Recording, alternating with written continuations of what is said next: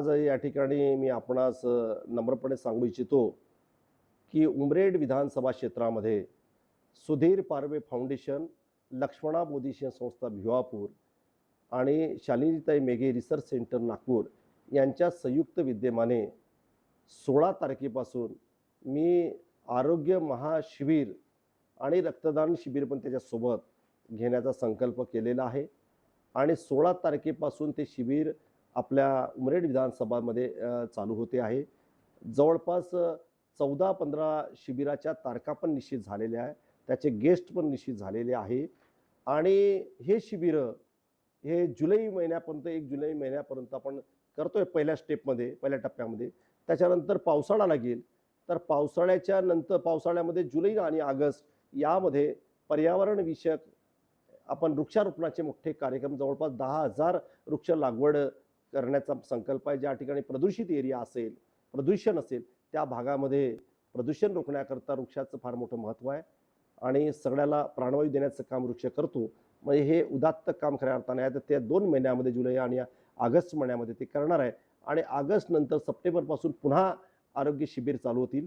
जवळपास उमरेड विधानसभा क्षेत्रामध्ये 50 आरोग्य शिबिर करून या उमरेड विधानसभेतल्या प्रत्येक ग्रामीणच्या गावाला कव्हर कसं करता येईल, त्या ठिकाणच्या नागरिकाला आरोग्यविषयक सुविधा चांगल्या कशा प्रोव्हाइड करता येईल, त्या शिबिरामध्ये निघणारे आजार त्याचा योग्य उपचार योग्य ठिकाणी योग्य दवाखान्यामध्ये नेऊन कसा करता येईल, त्यांना नेण्यापासून आणण्यापासून त्या ठिकाणी या सुविधा ज्या काही यथाशक्ती करता येईल.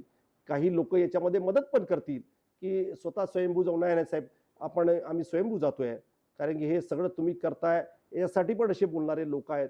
त्यामुळे ते पण लोक मदत करतील, त्यांचं पण मी खऱ्या अर्थाने आभारी राहणार आहे.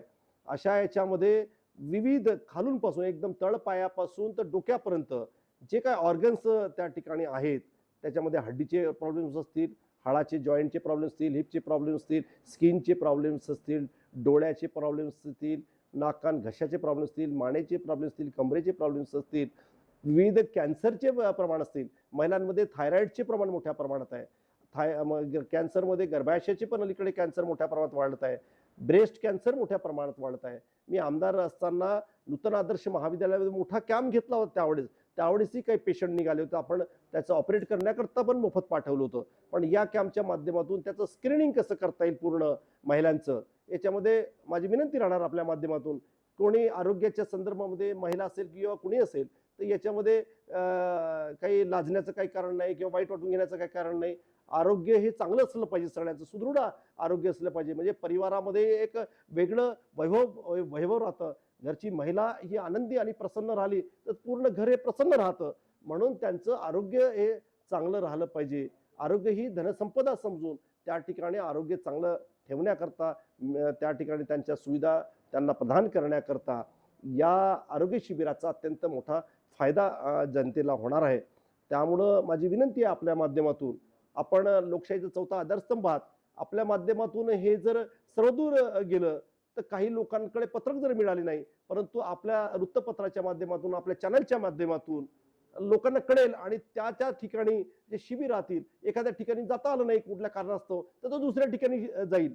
त्यामुळे तिथेही आला असेल बाहेरचा दुसऱ्या एरियातला व्यक्ती, तर आपण त्यांना पण नागरी सुविधा या सगळ्या आरोग्यविषयक सुविधा प्रोव्हाइड करणार आहोत. याच्यासोबतच रक्तदान शिबिर मोठ्या प्रमाणात घेतोय.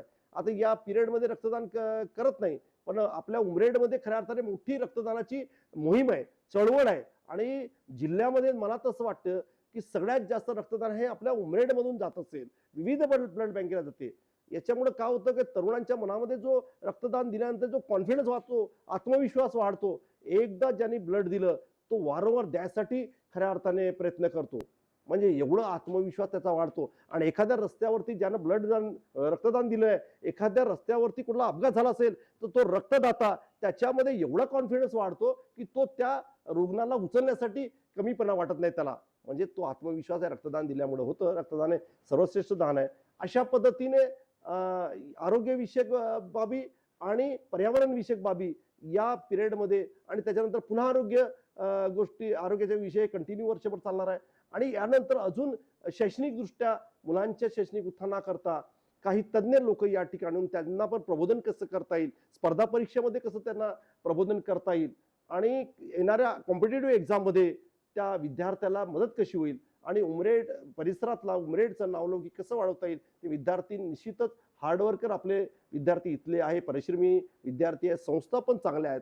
तर याच्या माध्यमातून या सगळ्या गोष्टी विद्यार्थ्याला पण फायदा होईल म्हणून आपण आपल्या चॅनलच्या माध्यमातून हे वृत्त प्रकाशित करावं अशी आपल्याला या पत्रकार परिषदेच्या माध्यमातून आपणास विनंती करतो आणि थांबतो. धन्यवाद.